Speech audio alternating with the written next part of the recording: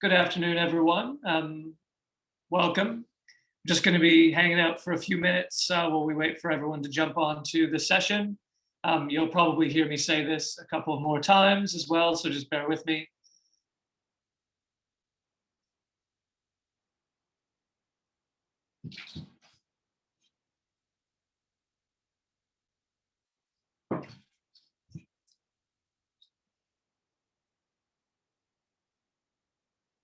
Morning, everyone. If you're just jumping on, welcome. We're just going to be waiting about 2 minutes or so for everyone to jump onto the session, and then we'll be getting kicked off. Just to make sure you're in the right place, this is all about tech talent today and the lack thereof, I guess you could say. So we'll be getting kicked off quite shortly.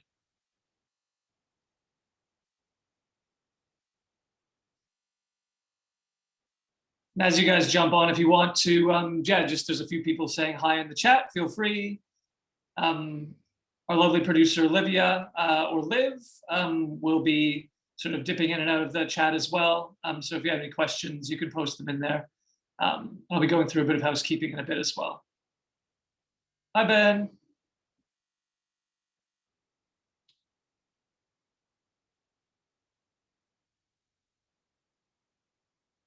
I never know what to do with this first couple of minutes. I can just say hello to people who are saying hi in the chat. It's taken me 20 webinars, but I've finally figured it out. Hi, Lila.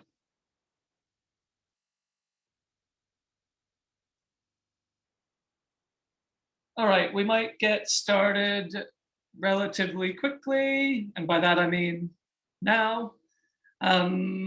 Okay, so before we get kicked off, I'd like to acknowledge the traditional custodians of the land on which we're virtually gathered today and pay my respects to their elders past, present, and emerging. So as I mentioned a minute or two ago, and for anyone who's just jumping on now, today's webinar is all about tech talent and the lack thereof, the difficulty in the current market of finding and retaining good talent. So we've got some really interesting panelists with us today who we'll be introducing very shortly. Just before I get into that, I'll probably just tell you a little bit about Academy XI, the company that I work for. Some of you may have been to these webinars before, but for others, we may be an unknown quantity. So I can just tell you a little bit about us. In short, we are a school for digital and design capabilities. So we have two different sides of the business. What we're sort of probably better known for is as a public-facing training organization where people go to learn things like user experience design, service design, software development, digital marketing, product management, data analytics, kind of all emerging roles in high demand in digital data design and business. So a lot of retrainers, people chasing their dream jobs. It's a pretty cool place to work.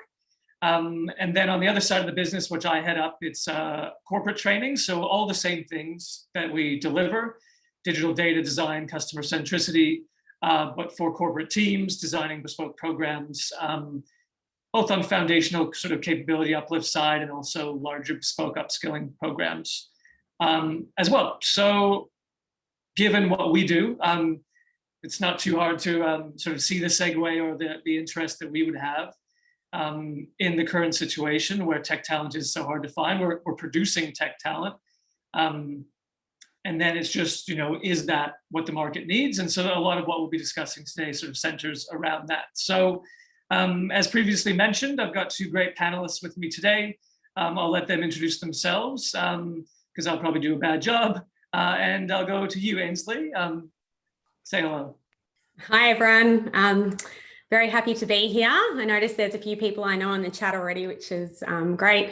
I'm Ainsley. I'm the CEO of Think Talent. I founded the business about 7 years ago, and we specialise in all of the things that Eric mentioned before. We do a lot of work in experience design, digital tech recruitment, and we also focus on the people experience. So very happy to be here. Great, thank you. And then our second panelist is Will, who I know very well for reasons that will soon be made clear. Thanks, Eric. Hi, everyone. Great to have you with us. I work with Eric at Academy XI. My role is the head of career support and talent services for us. So my team looks after the career coaching, job support, and industry outreach side of things for our students once they finish up their studies and are looking for a role within a digital industry.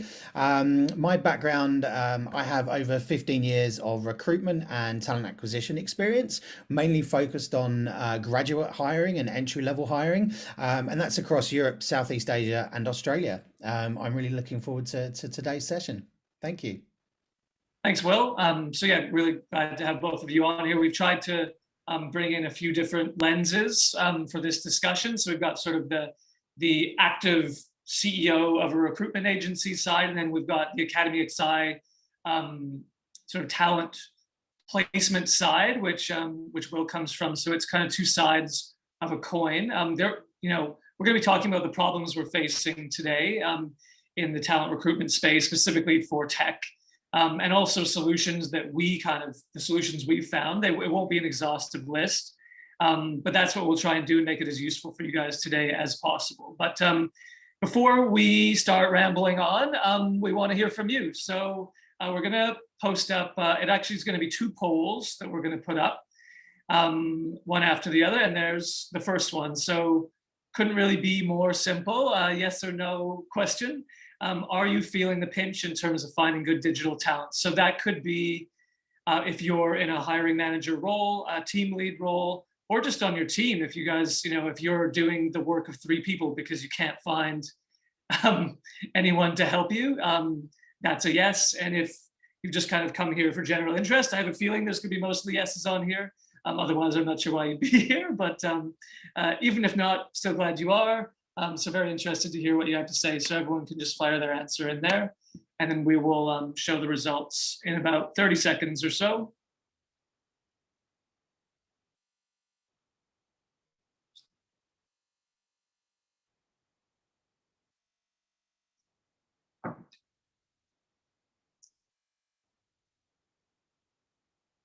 All right, given it was a yes or no question, we can probably assume that people will have done that. Okay, and sort of probably as imagined, we've got 79% of you saying that yes, either you in your role or as a team lead, whatever it happens to be, you are feeling that pinch. And it is, it's a massive problem right now for reasons that we'll be getting into very shortly. That's kind of a perfect storm that's occurred specifically in Australia, on top of globally, that is causing that. So we'll be digging into that very shortly. But we've now got sort of a layering over of it with a second poll. So I'll get Liv to post that now. So this one's a bit more detailed. So, and this may be a question that you have, maybe you don't have the answer for, but if you do, or if you think you know, it would be great to hear. We're super keen to find out, and probably the other participants will be as well. What is the biggest problem? It's the biggest barrier you're facing right now in terms of hiring digital talent? So is it just the skills you need are evolving rapidly, like COVID is changing things, and you can't keep up? The right level of candidate just isn't there. That'll be a discussion we have later. Churn, are people leaving faster than you can hire them? Are you normally hiring skilled migrants? It's a big piece of this puzzle that isn't here at the moment because of the travel restrictions. Can't find candidates with the right mix of skills. So you're finding hard skilled people, but not soft skills, etc. Could be anything there. Or the salary is just unachievable. And again, we'll be talking about that a little bit too. Or it could be something completely different that we haven't thought about at all, which you could fire into the chat and please do if you want to. So I'll give you about 30 seconds or so for this one too. And if you're one of those people that said, no, you weren't feeling the pinch, don't feel obligated to reply.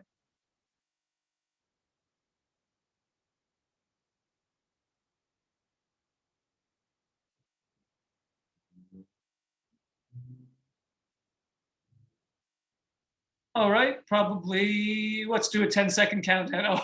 Oh, oops, sorry, Liv, that was my fault. All right, so let's go through this. I'm super keen to read through this. So What is the biggest barrier? We've got 21% with the skills I need are evolving rapidly. So just sort of the pace of change is just crazy, and just difficulty of knowing who and what to hire and what skills are needed. We got 11% with I can't find the right level of candidate. So that's quite interesting. I thought that one might be a bit higher. So that's an interesting piece of feedback. 0% with high employee churn. So that's actually not been a problem. So also very interesting. I normally hire skilled migrants. We've got 5%, so not too high. So that's also interesting. The big one, by quite a long ways though, with 32%, is I can't find candidates with the right mix of skills. So yes, I think Ainsley's taking some notes there too. That's super interesting to hear. So we can try and discuss that as we go forward. I mean, you know, that right mix of skills. Is it hard and soft skills? Is it different tech skills? Is it people that can wear a couple of hats, or pie-shaped learner, or pie-shaped staff, which I hate as a term, but it is a thing, with two different core skill sets. Then rounding it out, we've got 21% with candidates are demanding higher than ever salaries, which is definitely a thing that's happening in market at the moment. So that's some of you are feeling. And then we've got other, which may be in the chat. Let's see if something's come up here. Not at the moment, but that's okay. Could just be something else that we haven't put in there. So thanks, guys, for doing that. Super helpful, I think, for everyone to see what challenges are being faced at the moment. And it kind of sets the scene now for what we're going to discuss. So as a segue now, a bit of scene setting. So, you know, this is a very unique time in the history of, well, the world in general. In Australia in particular, with the travel restrictions, we've got this scenario where tech talent has traditionally come through a couple of different pathways, and a lot of those pathways are no longer active at the moment. The big one is probably the skilled migrants, which a lot of people actually don't realize how many skilled migrants Australia brings in that go straight into tech roles. And that's always a talent pipeline that anyone can leverage, and now they can't. So it's a huge difference. On top of that, I think the other sort of half of this perfect storm is that with COVID, it's accelerated digital transformation rapidly. Companies are having to rethink the way they do business. Service design, one of our things that, like, disciplines that we teach, is taken off as people try to plug digital solutions into formerly offline channels of business, because they have to. And so doing that requires talent. And when that talent isn't there, it creates these huge shortages, and it can really slow down your innovation pathways. It can slow down just even getting BAU done, and keeping up with other people in the space who may be able to get that tech talent in. So it's really come to a point where the ability to get tech talent can be make or break to your business, which is crazy. It's a different scenario where traditionally sort of businesses were more or less in a power position. So in this day and age, in this new scenario, what are sort of, we can dig into the challenge, and then what are some of the solutions that we've found for sort of moving through this and being able to win as businesses. And I think the upside, if there is one to all of this, is that a lot of what we're going to be talking about are things you probably should be doing as a business anyway, to develop long-term tech talent pipelines that are reliable and scalable over time. So with that, I'm now going to pose, the rest of the session will probably be in the form of a series of questions, which I'm going to pose to Ainsley and Will. If you have any questions of your own that kind of pop up as you're kind of listening to us talk, fire them in the Q&A. And we're going to leave about 10 minutes at the end of the session, 15 or 10, never an exact science, to go through those if we can. And then, yeah, if you have anything that's sort of not a direct question to the audience, feel free to keep putting that in the chat so you can kind of divide it out in that way. So without further ado, the first question is, I mean, all right, so it's a bit of a personal one in a way. So it's an interesting environment that we find ourselves in, which I've kind of just outlined. For you, Ainsley, how has it affected you and your sort of BAU, your day-to-day job, and what keeps you up at night at the moment, really? Yeah, I was having a really good think about this.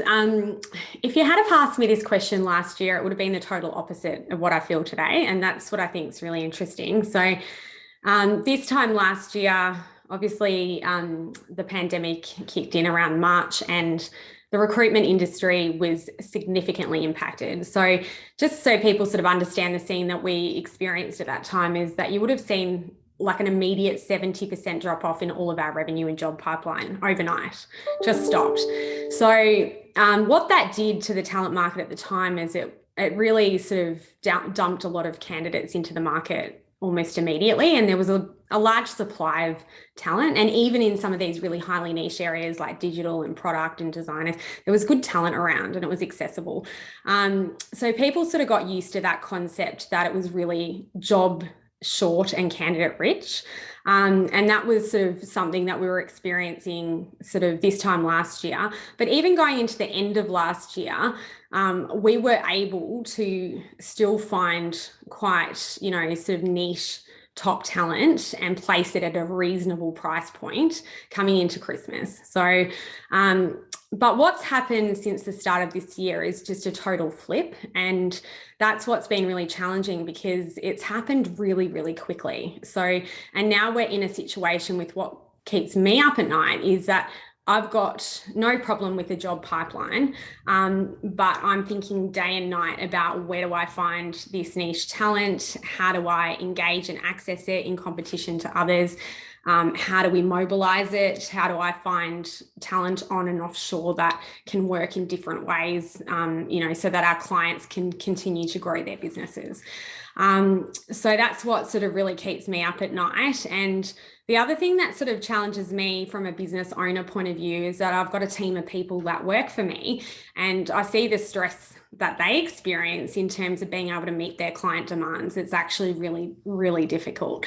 So unlike maybe other organizations that sort of went on a real cost reduction sort of strategy when this sort of stuff came to play, we just sort of invested in things like insights and technology and automation that could help us sort of solve some of these problems. So that's what keeps me up at night. Talent, where can I get it? Where does it live? And how can I talk to it? And how can I move it into organizations that are screening for it? So, yeah. Yeah. It's kind of a crazy thing where we have a few different recruitment kind of partners in the XI sort of ecosystem. And for the first time, I'm hearing things like, I've got a client, big name bank, wants to hire 50 software developers. They're just tossing money at me. And I'm saying, I can't do it. It can't be done. Like I've never heard a recruitment agency say anything like that before. It's like a brand new world with that. And that's the kind of thing that would keep anyone up at night where they're literally turning away boatloads of cash because the talent's not there. It's a crazy scenario to be in. So. Yeah, we've had to really think about, what work we take on and what we say yes to. And if we're saying yes to really sort of hard to fill, jobs, for example, or there's a project piece that we know is going to be difficult to source, then we need to really be clear about communicating those expectations, around what they can and can't achieve and helping a client sort of look under the hood in terms of the data before we start. And that sort of works. But yeah, I'm interested in your thoughts, Will, and what you've seen in your world. Sure, of course. Thanks. What's keeping me up at night? I think for me personally, it's just the uncertainty and the ambiguity that we are just still facing. I think, given the pandemic and everything in the last 18 months has kind of changed very rapidly. We're in yet again a very unusual situation with everything that's happening in Australia that we probably weren't expecting to happen. And so I think it's that uncertainty, that ambiguity that has forced us to be a bit kind of cautious in terms of planning, both as businesses and as individuals. I think if we look at it in a business context, it's the difference between supply and demand is what I'm seeing. And the demand from industry, as we've just said, is really high currently. And we've got a pipeline of talent here at Academy XI that are coming through our courses and our programs. But employers, I think, are setting unrealistic expectations solutions. In terms of the roles that they're looking to fill, because the talent isn't out there, especially just given, the available candidates that we've got in the market at the moment. So yeah, that's what's keeping me up and giving me sleepless nights, for sure. And then maybe just to add on that, in my sleepless nights is, I think, so like we talk a lot around, because what Academy XI is, what we do is, so we're producing talent, like good transferable skills, but fairly junior talent in the tech space because they've just graduated. So there's that piece of, is an employer willing to hire someone that's a little bit more junior and nurture them? And then the other thing that I do a lot of is redeployment, which is taking groups of existing staff members inside companies and putting them through like 12-week digital training programs for specific job roles, and then redeploying them into those roles inside that same business. Or there's actually a third channel where we can go out and find candidates with transferable skills and then train them and then put them into the business. So these are all like pipelines for tech talent that XI can deliver on. But the tricky part, honestly, for me, is that those concepts are still quite new.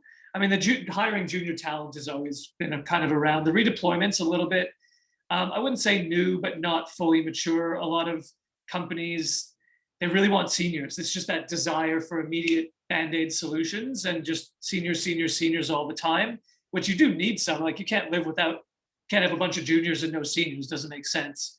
You need people to nurture the juniors along and to help give them pathways and career development, and to actually get the work done and get out the door. But when you've got just seniors and they're a bit mercenary at the moment, because they can sort of command big fees. And so for me, what keeps me up at night is saying, like, we have these solutions to these problems, but getting people to actually take it up. There has been take up. Companies are doing it, but it almost feels like they kind of have to fail and exhaust all their options before these things come on the table, where they actually do have a lot of flow-on benefits as well. We're obviously biased in this regard, but I mean, it is the solution that we have. So anyway, we'll talk more about that.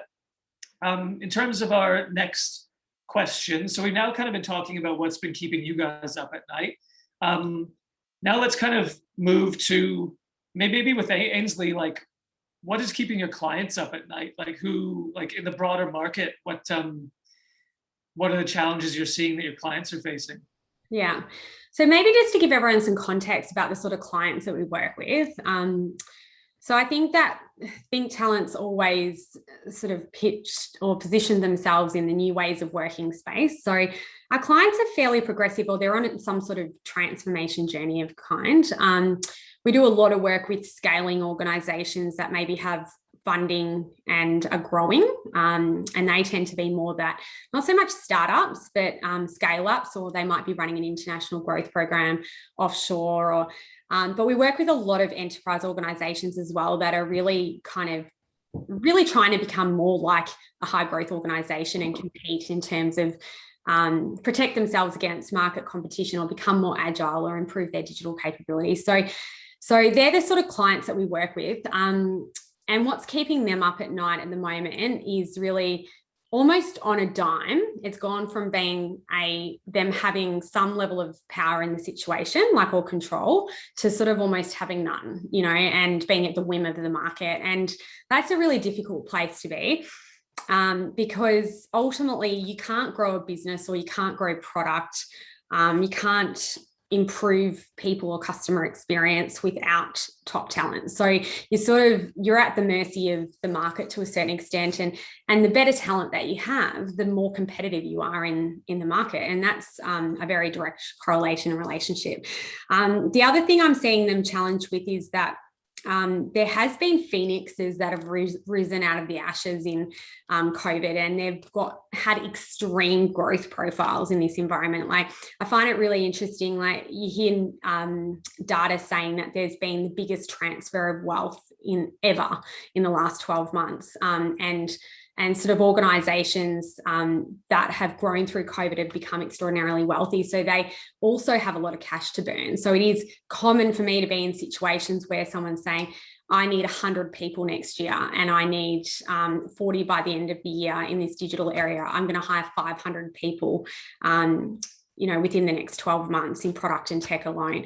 So that sort of number and pipeline is being circulated, and it's already candidate short and it's already job rich, and then you've got that pipeline sort of sitting in this next 12-month budget, right? So, and they're hearing that noise from the market, and we're sharing and circulating it, and it's like, well, how do we compete? So they're the things that sort of are challenging them.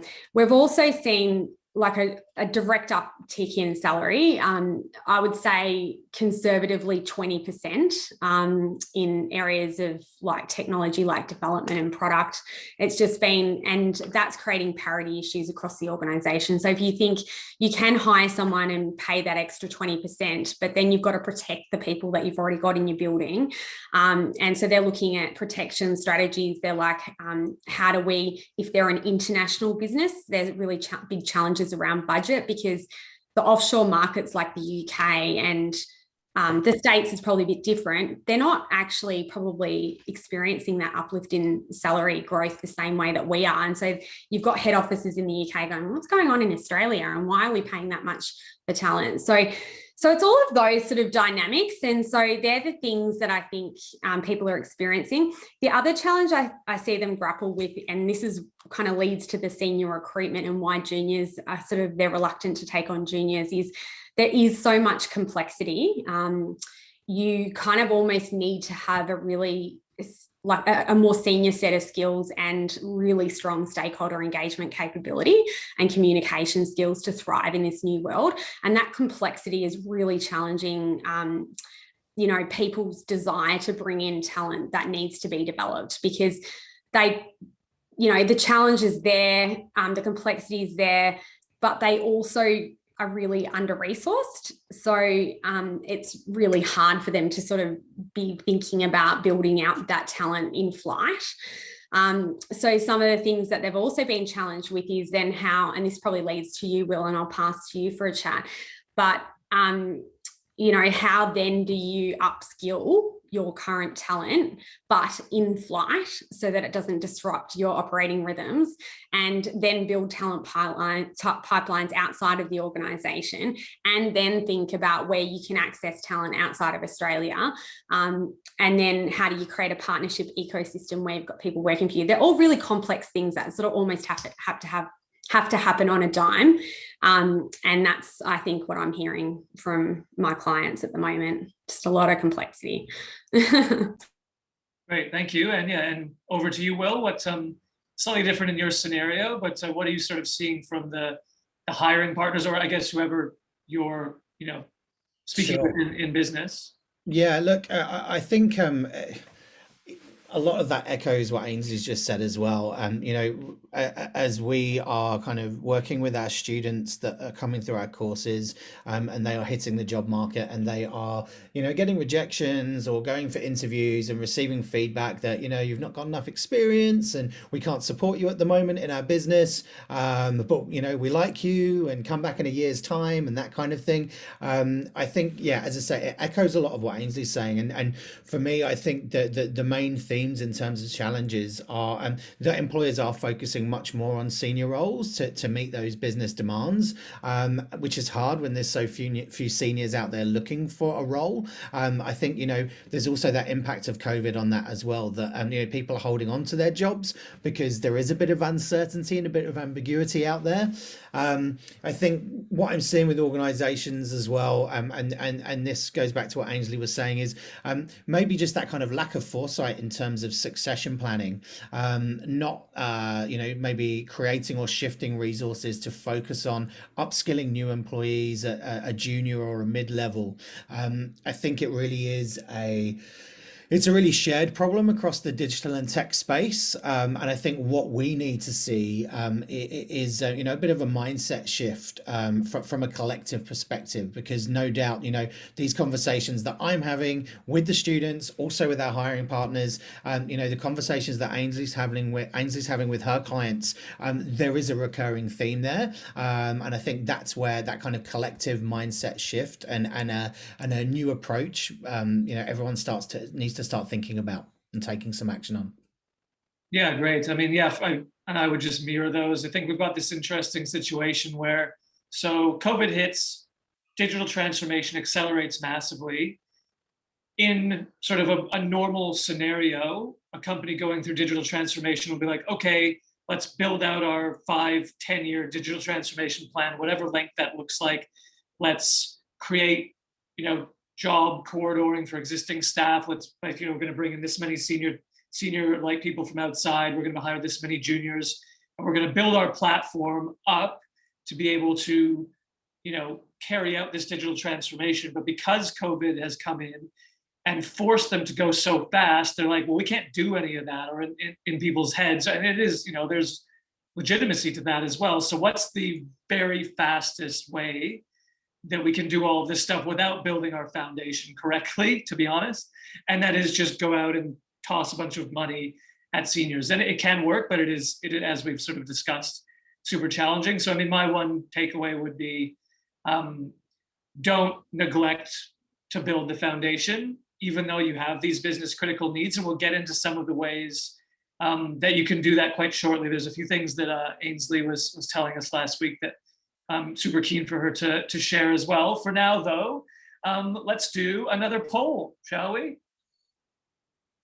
So this poll is fairly specific to what type of talent are you find. So if you are a hirer or you're on a team, who are you looking for that you can't find?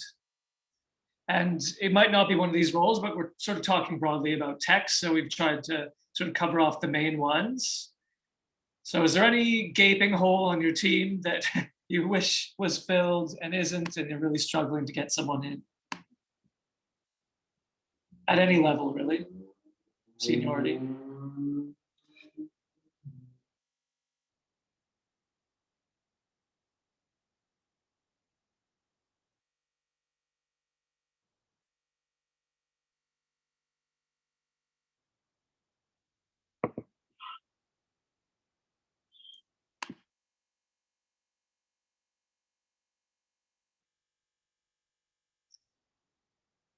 Good one there, Alice. Yeah, I guess product specialist, we would sort of just trying to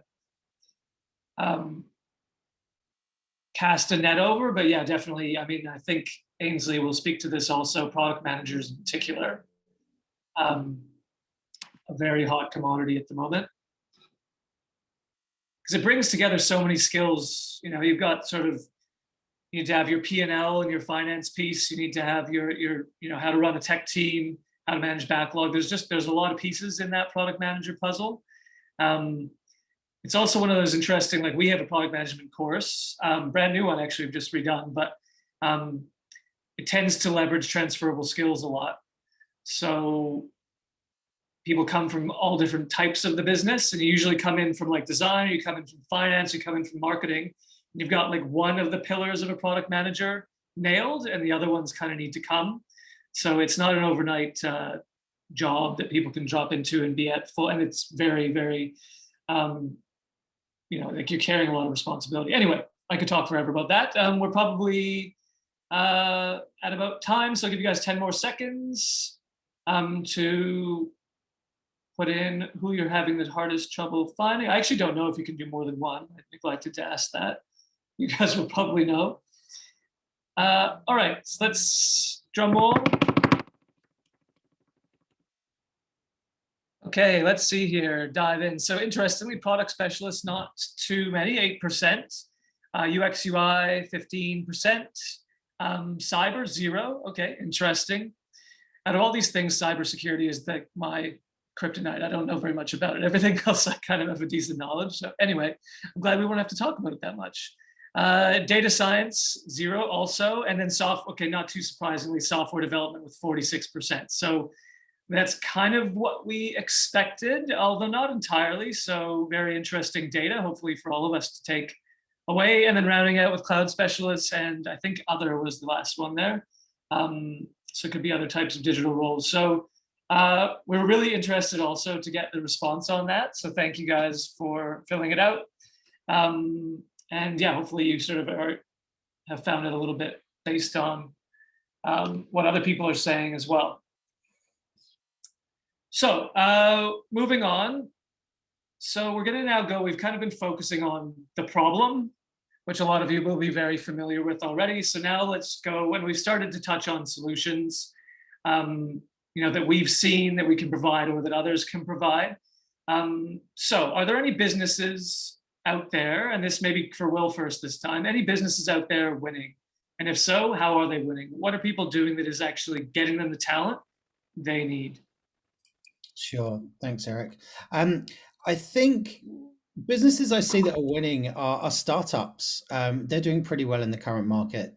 They are more open to bringing on someone that's maybe a bit less senior, and creating that opportunity for someone to step up. There's also the fact that they can't necessarily compete with some of these, large salary requests that some of these enterprise organizations are kind of battling with their candidates over. So that's definitely one kind of area that I think is winning slightly.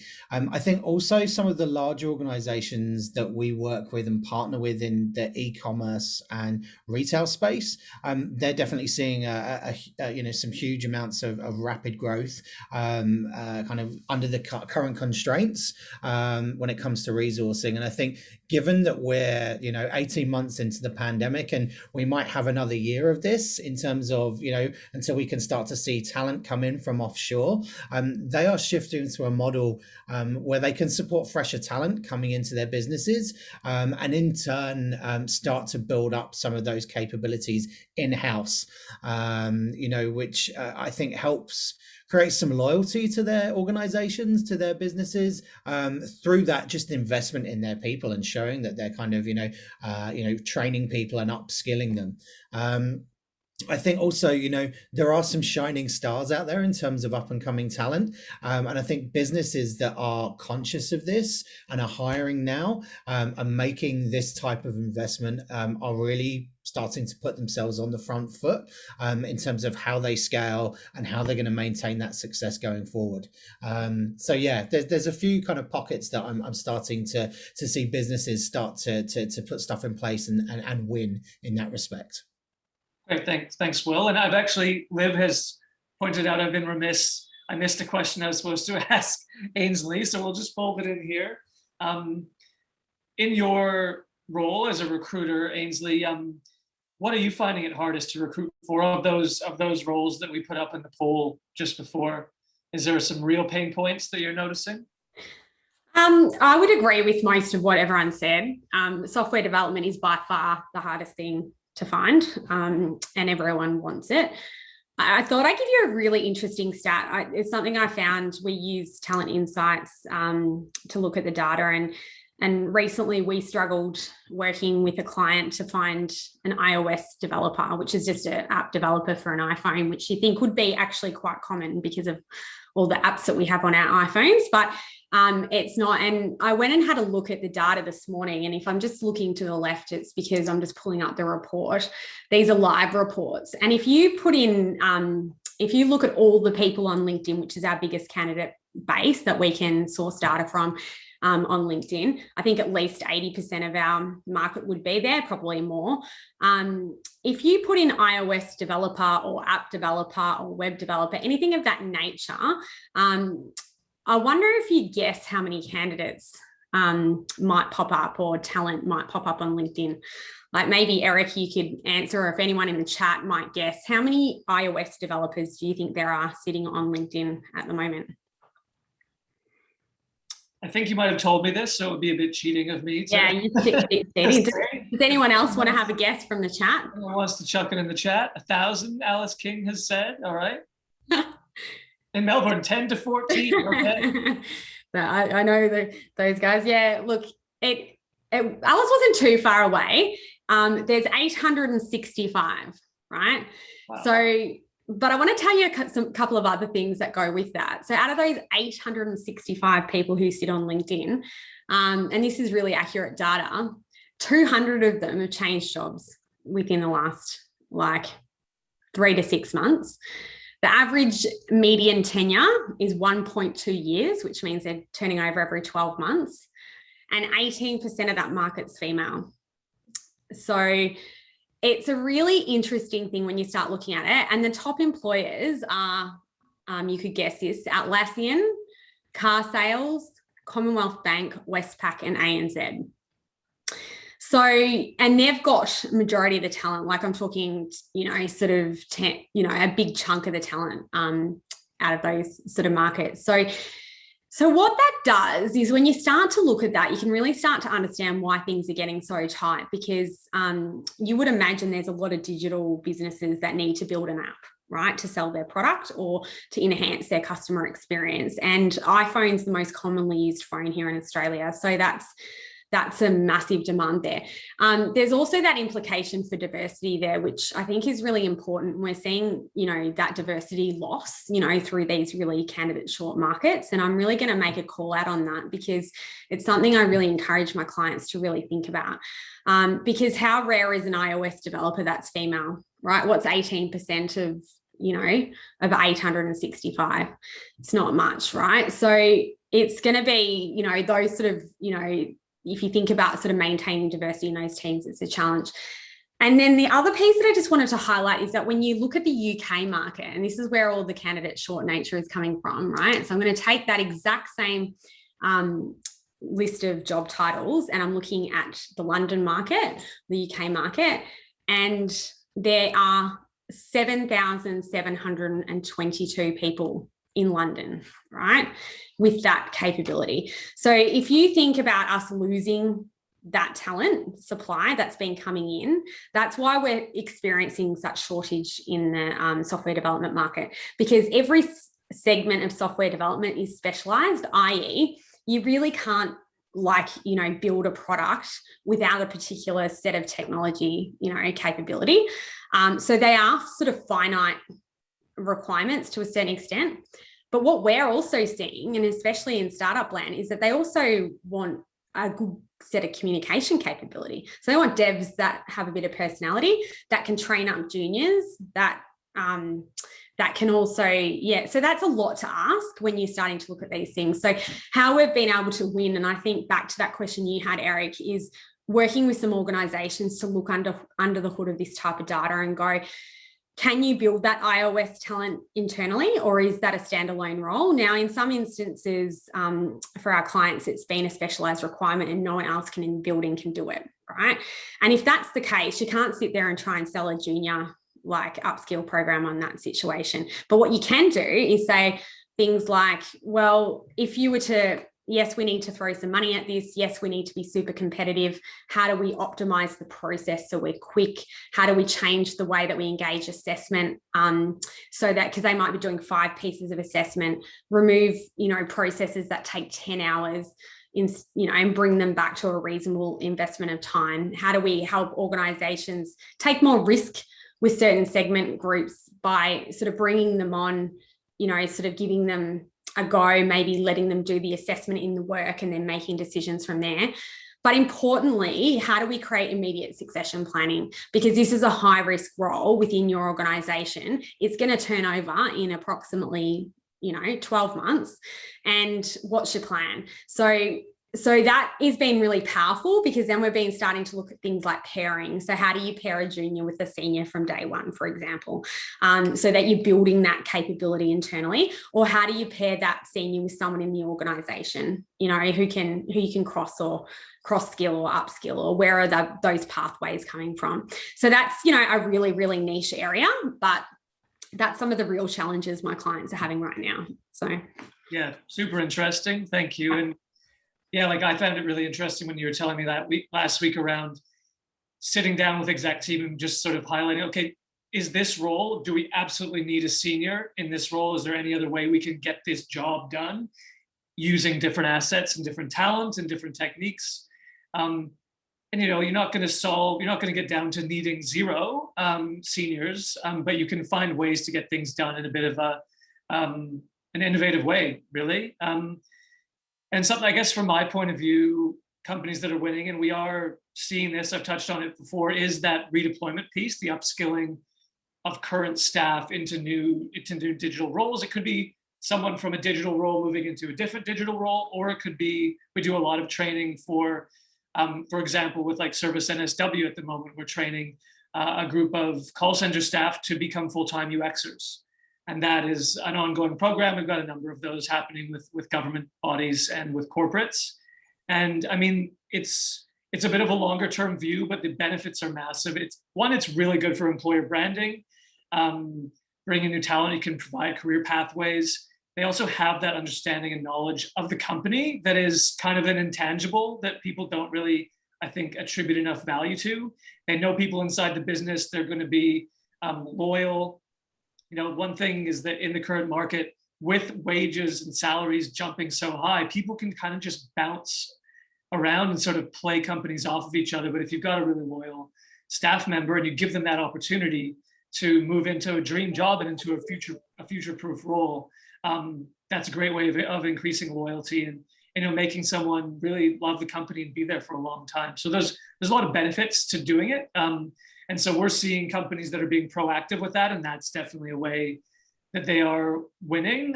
One other thing I was going to say, which we haven't touched on much here, was actually something I dealt with in a previous role, is the whole concept of offshoring. So offshoring for tech, not so much tech talent. I mean, you can do sort of the secondment piece where someone offshore is seconded into a company. More often it's finding an offshore development agency that you can get to build for you. I used to run a network of those. If you can develop a strong relationship with an offshore agency, it is worth its weight in gold because one, they're super cheap compared to onshore, and they can get things done. They can scale up and scale down really easily. The danger, though, is that they can go dark on you halfway through a project, and there is no recourse, basically. I've seen it happen multiple times, so it's a bit scary. So you need to, I mean, my one recommendation there would be start small, give an agency a small project that doesn't have that much risk involved with it if they go dark on you. Sort of gauge their reliability and then go from there. So don't drop a massive project on someone. You need to gauge their skill set as well. But if you can build up those offshore partnerships, they are extremely valuable. And you'll get to a point where you'll have your onshore devs working with offshore devs cohesively. So maybe like high level design, user research goes onshore, and then, you know, the actual development team lives offshore. So those are ways, and that's not being restricted by COVID because that can be done in a virtual environment. So that's we're probably seeing some of that being impacted though. It's interesting, Eric, talking to our clients. There's been a lot of new security requirements come through, which has meant that quite a few of our clients have brought onshore resources, like offshore resources onshore recently, which has actually just made that's actually impacted the supply and software development a lot. And also, unfortunately, due to COVID, there's been areas, especially in India, that are really impacted, obviously. And their offshore functions, like you said, you've got to make sure that they're stable. But what we are seeing is a bit of a movement towards being able to sort of being open to, you know, people working in different locations. Like Google's a really is leading in this. They are just cherry picking our devs here. They're offering them ridiculous salaries. Like I'm talking 350 grand to sit in Melbourne and write code for Google. And it's crazy, right? So that is really, really, really big demand. And I know a lot of the majors, like your REAs, I've got someone on the line from REA, and your Xeros, they're all struggling with that, right? And your Atlassians. So, you know, there is that concept, but there's other ways that you can access the markets too. Like you can, you know, have people working now in New Zealand or the UK. And I know that organizations are starting to think about how they mobilize that. So that is one thing, you know, not just from an offshore sort of agency point of view, but also just having them work literally offshore and, you know, for your organization as an employee. So I think that's how you can win right now as well. Yeah, I mean, it's a super good point. I mean, one sort of part of that story of mine was, I mean, don't try to use that offshoring as your immediate solution because it could go very, very wrong. And I think when I was running that department, the concept of people of like a one-off employee living somewhere else was like completely it was unheard of, right? Yeah, that's right. Really interesting new ways to leverage talent that don't involve that sort of offshore agency model. It is interesting. Yeah, I mean, India particularly so badly hit, changing a lot. So we're at 12:50, so we want to leave a bit of time for questions. So if you do have any questions, you can fire them into the Q&A now.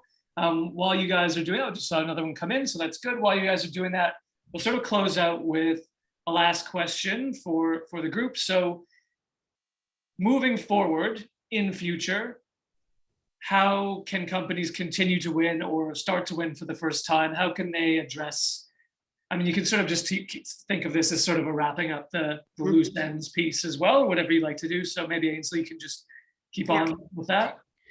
So I just think a couple of the quick wins that you can just do straight away. I think we are seeing clients win, like speed kills placements, basically, like, you know, lack of speed kills placements. So if you take too much time to, I suppose, during the process, it'll have a really significant impact on the outcome.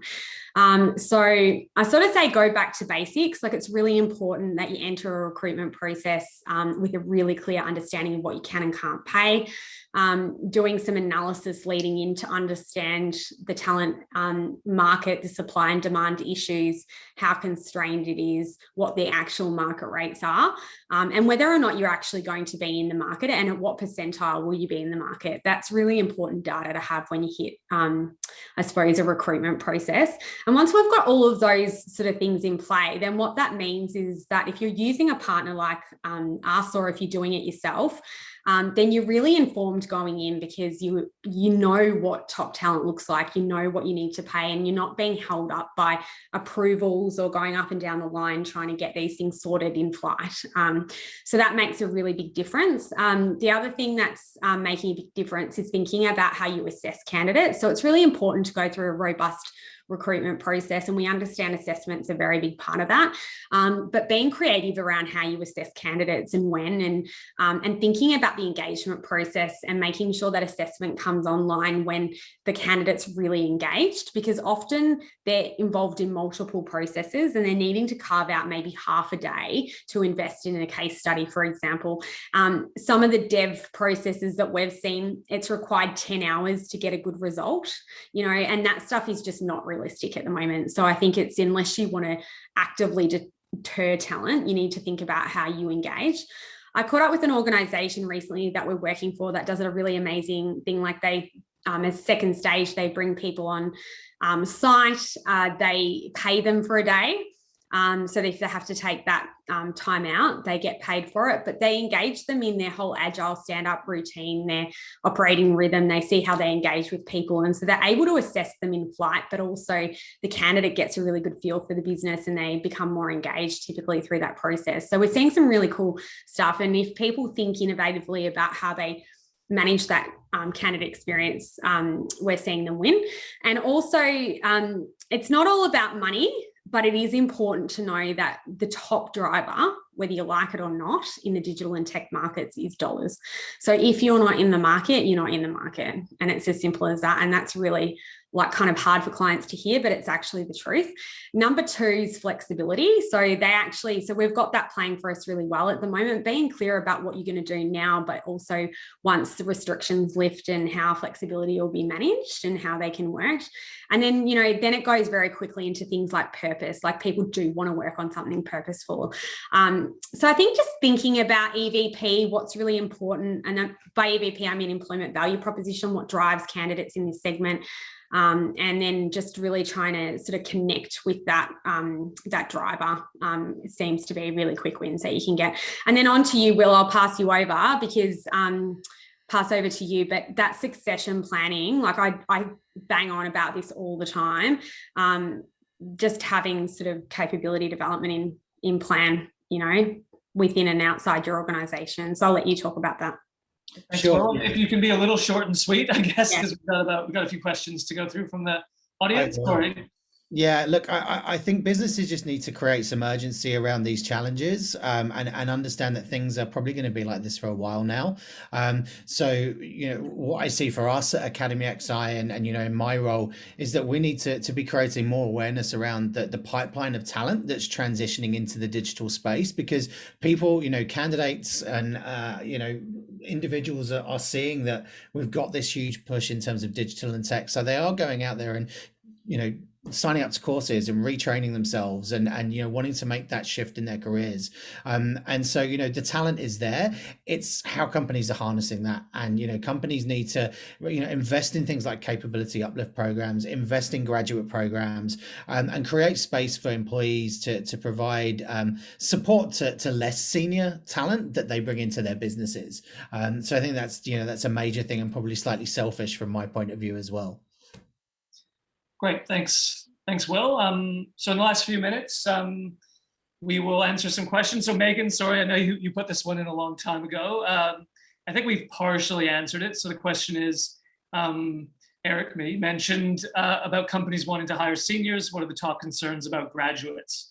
And do you see any solutions to give your clients more support about fresh recruits? So I think we've definitely touched on it. Concepts like pairing a junior with a senior, hiring, running a redeployment program. So even though they are junior to their specific role, they are senior to their company, which takes away a lot of the challenges that they would otherwise face and a lot of those additional learnings.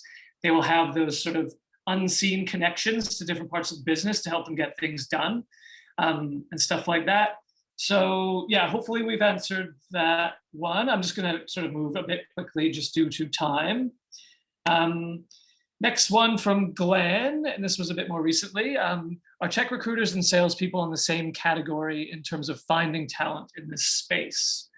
Ainsley, do you? I don't know if I quite understand that one. Not because it's a bad question, but because my brain is going blank. I'm